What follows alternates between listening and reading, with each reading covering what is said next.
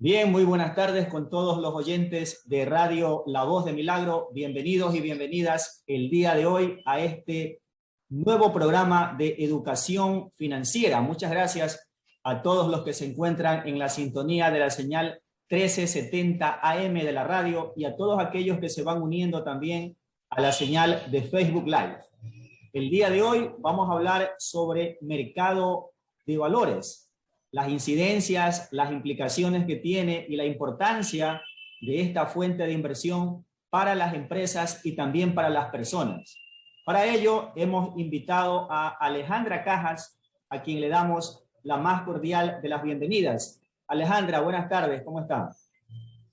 Buenas tardes, José. Qué gusto poder estar acompañándolos el día de hoy y qué gusto también poderles compartir un poco, pues, de este mercado tan importante que es el mercado de valores.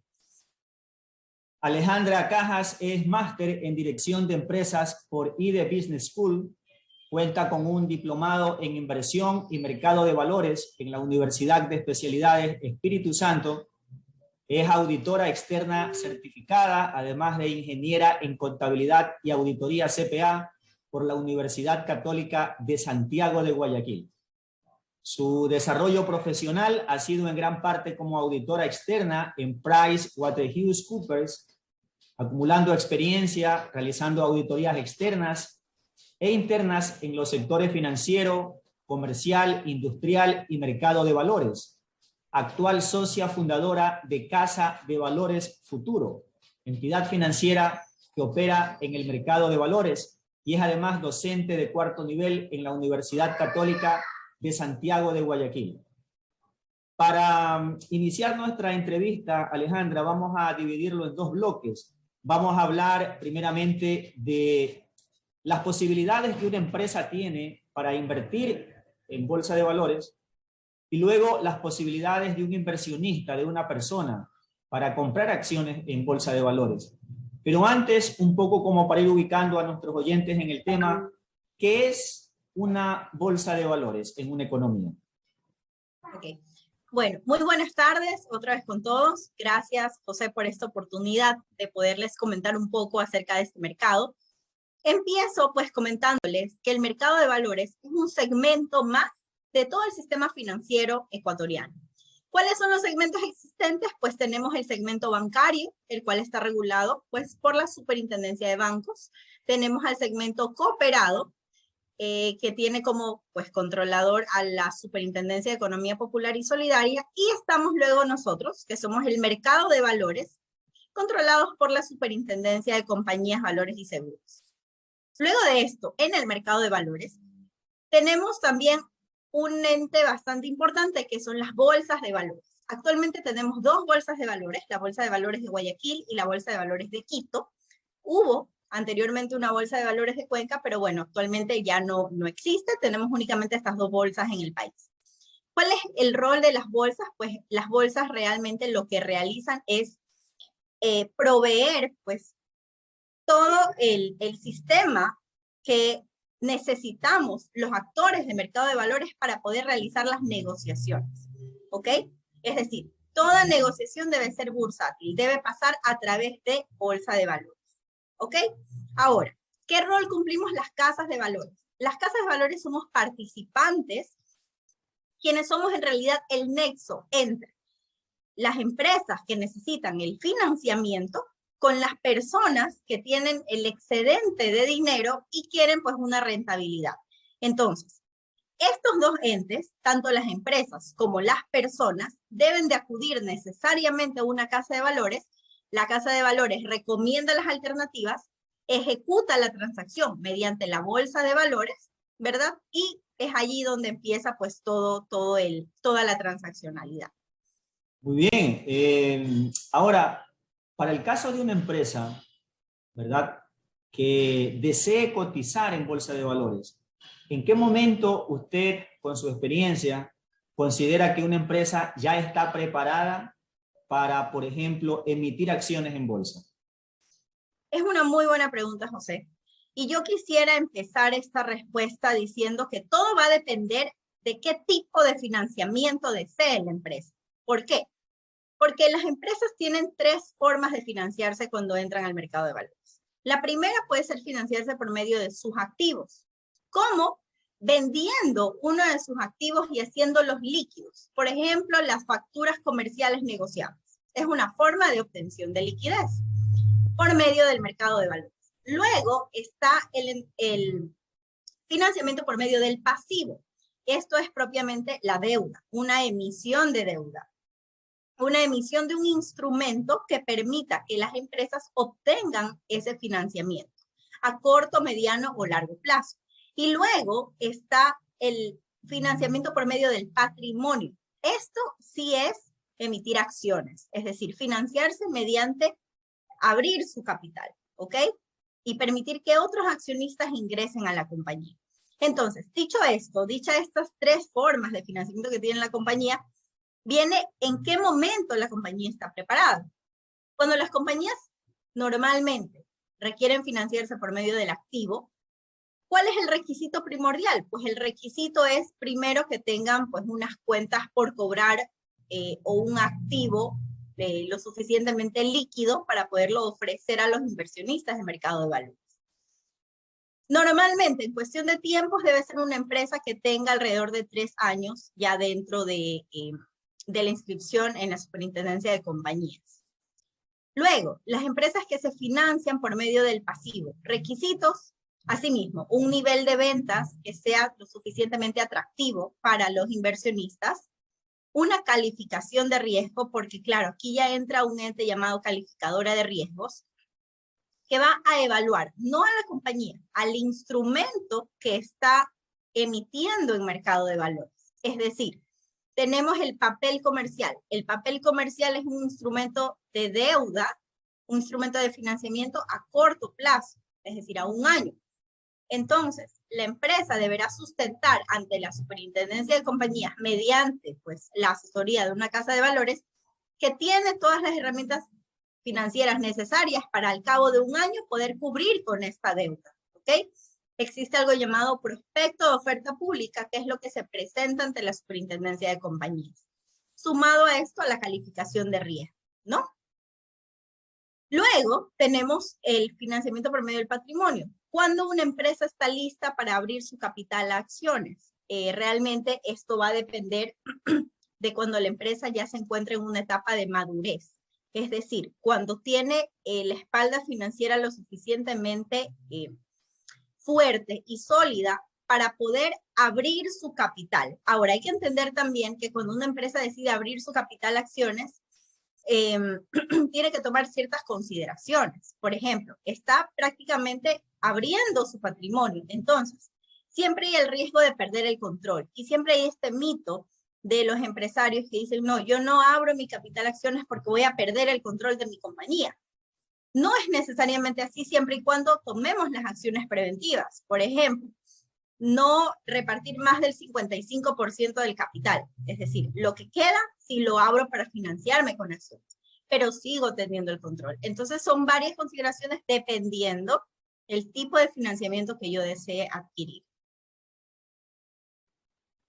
Bien, en cuanto a una de las primeras opciones que usted ha mencionado, que es viendo los activos, por ejemplo, las cuentas por cobrar o algún activo líquido que la empresa tenga para poder ofrecer, ¿existe algún monto en particular que de pronto ustedes como casa de valores recomiendan y que resulte a su vez atractivo para un inversionista o no? Normalmente hay inversionistas de todo tipo, ¿no? Y bueno, ahora cuando hablemos de los inversionistas vamos a entender el perfil de ellos, ¿no es cierto? Y qué es lo que buscan, porque aquí básicamente es lograr hacer un nexo. Entonces, de mi experiencia, ¿qué es lo que yo he visto? Bueno, cuando se trata de facturas comerciales negociables, normalmente existe un monto mínimo de alrededor de $5,000, $4,000, ¿ok? En plazos que van hasta los 180 días. Esto sí es bien importante, de acuerdo a la última normativa vigente, hasta 180 días. Y ahora me van a preguntar, ¿a qué costo? Bueno, esto va a depender del mercado, pero normalmente oscila alrededor de un 10% anual, incluido las comisiones del operador, ¿no? Que somos las casas de valores y las bolsas de valores. Muy bien, Alejandra, muchas gracias por esa explicación.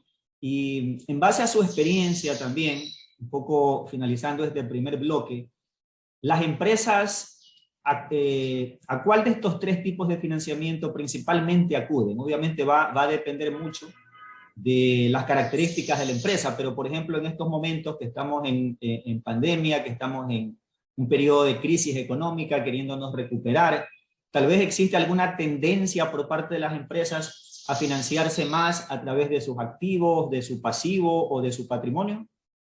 Sí, en efecto sí. De las tres formas de financiamiento, yo diría pues que existe una que está en primer lugar y es pues el financiamiento por medio del pasivo. Normalmente pues las empresas siempre buscan un financiamiento por medio del pasivo. A esto le sigue con un porcentaje muy parecido el financiamiento por medio del activo. Sin embargo, hay un dato interesante, que últimamente las empresas no se han decidido por un financiamiento por medio del patrimonio, es decir, abrir acciones. La razón, pues sinceramente yo creo que es un poco de desconocimiento y un poco de este temor que se tiene a abrir el capital a terceras personas, cuando no es así. En realidad yo creo que el financiamiento por medio de las acciones se tiene que ver como una forma de sinergia entre aquellos nuevos participantes. Entonces, básicamente eso. Pero si lo pudiéramos poner en un ranking, está primero el financiamiento por medio del pasivo, muy seguido del activo, y por último, pues el patrimonio. Bien, ahora, en el caso de un inversionista, pasemos al tema de los inversionistas, de una persona, por ejemplo, que quiera invertir su dinero en alguno de estos tres tipos de financiamiento, ¿cuáles son los pasos que debe de seguir? Bueno, en primer lugar, lo que yo siempre le aconsejo a las personas naturales es armar su presupuesto, ¿no? Su presupuesto personal. Ingresos menos gastos y qué es lo que yo destino para el ahorro o para la inversión. En primer lugar, ¿por qué? Porque yo no puedo empezar a hablar de inversión si yo no conozco mis finanzas personales. Como cuando uno va a un médico y se hace una radiografía. Yo necesito ver con total honestidad cuánto me queda al final del mes y tener súper claros cuáles son mis gastos durante el mes y mis ingresos, ¿no es cierto? ¿Por qué? Porque luego pues mis finanzas van a empezar a tambalear y no es lo que buscamos. Entonces, primero que nada, armar un presupuesto. Segundo, determinar mis objetivos. Ahora, si tengo destinado el ahorro, ¿qué quiero hacer con esto? ¿Ok? A corto plazo, a largo plazo, de repente tengo expectativas de hacer alguna maestría o irme de viaje o la educación de mis hijos. Esto es un largo plazo, por lo tanto yo ya tengo visto que mi inversión va a ser superior a un año, ¿ok? O en su defecto puede ser que yo tenga un negocio particular, ¿no? O tenga deudas con tarjetas de crédito, se me ocurre. Entonces, ¿qué es lo que pasa cuando tengo deudas con tarjeta de crédito? La primera recomendación es pagar las deudas de mi tarjeta de crédito y luego que empiezo a ahorrar, pues empezar a pensar en una inversión a corto plazo. Luego que tengo todo esto mapeado, allí sí, comunicarme con una casa de valores. En este caso, pongo las órdenes, nuestra Casa de Valores Futuro, estamos pues inscritos y aprobados por la Superintendencia de Compañías para poder ofrecer este tipo de alternativas de inversión y de financiamiento. Y pues aquí acude la asesoría de un experto financiero. Ahora, nosotros como Casa de Valores Futuro hemos desarrollado un canal digital llamado Portafolio. ¿Precisamente para qué? Para que las personas puedan acceder de mejor manera a esta asesoría. ¿Ok? Nuestro canal se llama Portafolio y también es una aplicación que está disponible para descargar en iOS y en Android. De allí ustedes se pueden descargar la aplicación, se crea un usuario y una contraseña y pueden agendar una cita, porque pueden ver también las alternativas de inversión que existen en el mercado actualmente. ¿Y qué es lo que promovemos con esto? Una inversión consciente, es decir, que la persona natural acuda a una cita con uno de nuestros especialistas financieros y el asesor pueda brindarle todas las alternativas de acuerdo a su perfil de inversionista. Porque, José, como te comentaba, no es lo mismo un inversionista que tiene un perfil conservador a un inversionista que tiene un perfil un poco más arriesgado. Entonces, allí viene la siguiente pregunta que me hacías. ¿Qué tipos de inversiones existen? esta es la cuarta parte de la asesoría. Entonces, ya he ido a la casa de valores y tengo dos tipos de rentas en las cuales yo puedo invertir. La renta fija o la renta variable. La renta fija es aquella renta en la cual yo digo, tengo X cantidad para invertir, quiero invertir durante un año y quiero una rentabilidad de aproximadamente el 8%, por ejemplo, anual. ¿Ok? Esa es una renta fija, porque yo sé al inicio de mi inversión cuánto voy a ganar, cuándo voy a ganar, ¿verdad? Y todo lo demás. ¿Qué pasa con la renta variable? La renta variable son las acciones, porque sí, en el Ecuador también podemos comprar acciones. ¿Cuáles son las empresas? Pues tenemos varias empresas que cotizan en bolsa con acciones, principalmente pues tenemos Corporación La Favorita, Holcim, Cervecería Nacional, tenemos los bancos, entonces todo va a depender del perfil. ¿Por qué? Porque una renta variable, como su nombre lo indica, la rentabilidad varía de acuerdo a la situación de la compañía. Entonces, muy inversionista que accede a comprar acciones sabe que puede pues obtener más rentabilidad, quizás en un tiempo mayor, o de repente no va a ganar, o no va a ganar lo esperado, o ganará más de lo esperado. ¿Por qué? Porque esto varía de acuerdo a la situación económica. Esa es la renta variable.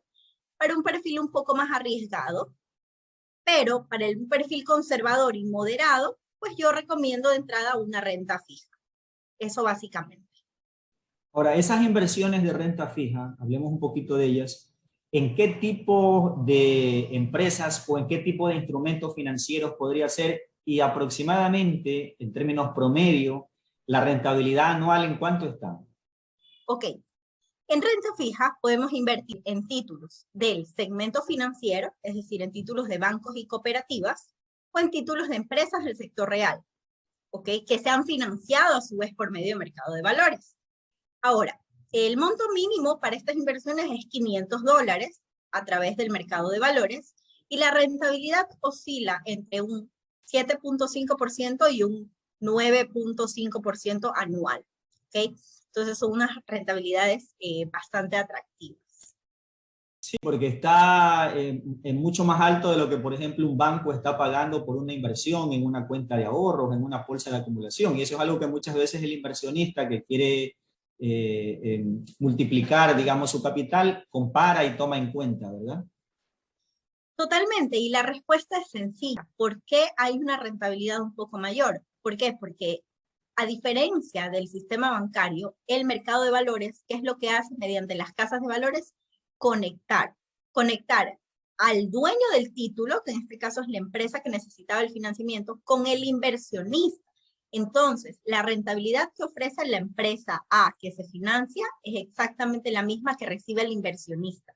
Porque al invertir en mercado de valores nos convertimos en tenedores de títulos que tienen una rentabilidad. Esa es la respuesta. Ahora, normalmente toda inversión implica un riesgo. En el caso de estas inversiones en renta fija, ¿cuál podría ser el riesgo que corro como inversionista? Es una muy buena pregunta y aquí me gusta explicar siempre que existen muchos riesgos, ¿no? Riesgos sistemáticos, riesgos de negocio, riesgos externos, riesgos de volatilidades, que claro, estos no se presentan en la renta fija, pero ¿cuál va a ser el principal riesgo, digamos, por decir así? Puede ser la naturaleza del sector económico de la compañía donde yo invierto. Y para esto existe lo que se llama la calificación de riesgo, ¿no? A mayor riesgo que estoy asumiendo, la rentabilidad va a ser un poco más alta. A menor riesgo, pues la rentabilidad va a ser un poco más baja. Por ejemplo, en pandemia, bueno, todavía estamos en pandemia, pero cuando inició en el 2020, yo me acuerdo que al momento de dar estas asesorías de inversión, me decían, bueno, y tengo todas estas alternativas en el sector real, en las empresas, pero me decían, por ejemplo, quiero invertir en el sector X, pero si yo sabía que en el 2020 el sector X era un sector altamente golpeado por la pandemia, a pesar de ser una renta fija, su calificación de riesgo, pues obviamente se hizo un poco digamos, disminuyó, pues no. ¿Por qué? Porque el riesgo era un poco mayor. Por ende, la rentabilidad era un poquito mayor, pero como casas de valores estamos precisamente para asesorarles y decirles, mira, este sector económico, por el entorno en el que estamos, de repente no es tan seguro ahora, entonces veamos otras alternativas. Principalmente ese creo que sería el riesgo, porque en renta fija volatilidad no existe, porque es una rentabilidad completamente fija. Y otra cosa también bien importante, que el mercado de valores, al ser un mercado bastante regulado, es decir, las inversiones toman la seguridad que toma cada uno de los entes involucrados para poder aceptar a una empresa dentro del mercado de valores. Es decir, recordemos que detrás de todas las alternativas de inversión existen estas empresas que necesitan financiamiento, que no arbitrariamente entran al mercado de valores, sino que pasan por todo un tema de aprobación y de revisiones periódicas por la superintendencia y por las bolsas de valores, lo cual refuerza la seguridad.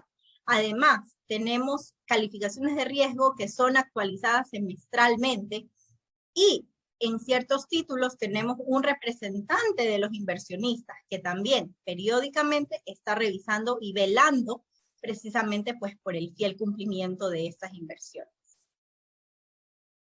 Muy bien, Alejandra. En el caso de las inversiones, ahora, una estrategia que normalmente se recomienda es diversificar el portafolio, ¿verdad? Es decir, tal vez tener inversiones en renta fija, tener también inversiones en renta variable, ir también poniendo los dineros en diferentes empresas en función de las disponibilidades también que existen en el mercado, ¿verdad? Es correcto, José, y de hecho eso es uno de los primeros principios de la inversión. La diversificación. Como normalmente se dice, no poner todos los huevos en una misma canasta, ¿no es cierto? Y esto es precisamente lo que ofrecemos las casas de valores. Diversificación, porque en un solo lugar yo puedo elegir varias alternativas. Lo que no pudiera hacer si de repente yo acudo a un banco, a otro banco, a otra cooperativa, me explico. Entonces, esa es la fuerza que tenemos las casas de valores, ¿no? El centralizar la asesoría hacia la cantidad de alternativas necesarias para lograr un equilibrio adecuado en los portafolios de nuestros inversionistas. Bien, Alejandra, para ir finalizando, a pesar de que ya nos habló hace un momento de la Casa de Valores Futuro, para quienes nos están escuchando a través de la señal 1370 y para quienes nos están viendo y escuchando a través de Facebook Live, usted nos mencionó de que la Casa de Valores Futuro dispone de una app, de una aplicación que se denomina Portafolio, es decir, la podemos descargar en nuestro celular, en nuestro teléfono, y a partir de allí, ¿qué podemos hacer luego con esta aplicación?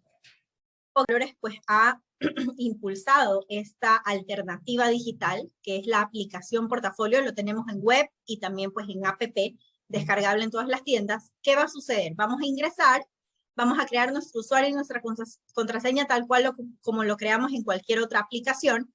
Vamos a crear una cuenta de inversión, esto es añadiendo datos básicos, ¿verdad? Que es lo que solicita el regulador. Creamos esta cuenta de inversión y estamos listos para ver distintas alternativas, es decir, todo lo que les he estado explicando, la renta fija y la renta variable, nos vamos a encontrar con esas alternativas en nuestro marketplace, en la aplicación. Entonces vamos a poder hacer simulaciones de inversiones, poner un monto a invertir, plazos, podemos armar nuestro portafolio de hecho y agendar una cita virtual. En este momento que vamos al agendamiento de la cita virtual, promoviendo una inversión consciente, ¿verdad? Es cuando ya el asesor entra en contacto con la persona y finaliza la transacción. Es decir, ese va a ser el momento en el cual la persona va a tener la oportunidad de poderle hacer todas las preguntas y todas las consultas al asesor. ¿Ok? En un futuro, y de hecho cercano, ya estamos abriendo la posibilidad de que las personas puedan comprar las inversiones, es decir, pueden invertir a través de la app. Pero ¿qué buscamos al momento? Buscamos una inversión consciente, es decir, primero promover esta conciencia de las inversiones, que las personas se sientan seguras de la inversión que están realizando mediante un asesor y luego pues daremos paso a que se pueda transaccionar. Por ahora tenemos el tema de visualizar las alternativas, armar simulaciones, que yo creo que es bastante importante para las personas.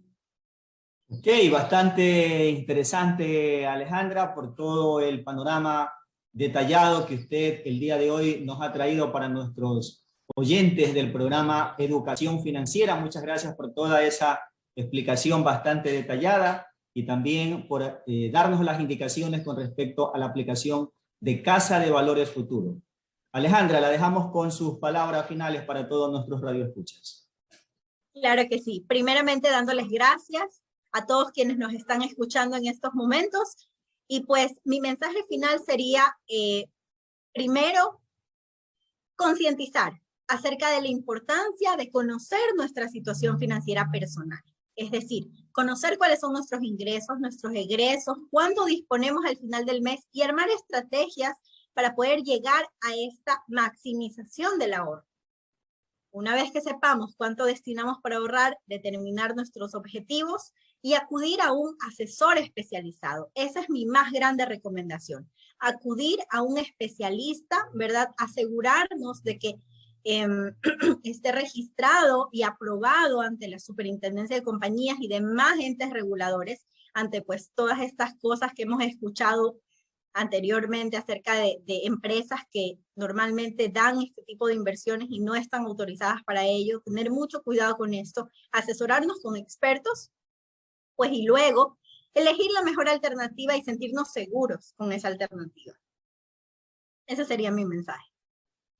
Muchas gracias. El día de hoy hemos estado con Alejandra Cajas de la Casa de Valores Futuro. Le queremos agradecer nuevamente por su presencia y muchas gracias también a todos nuestros oyentes que nos han acompañado el día de hoy. Nos volveremos a encontrar en un próximo programa en la siguiente semana. Buenas tardes, muchas gracias. Muchas gracias.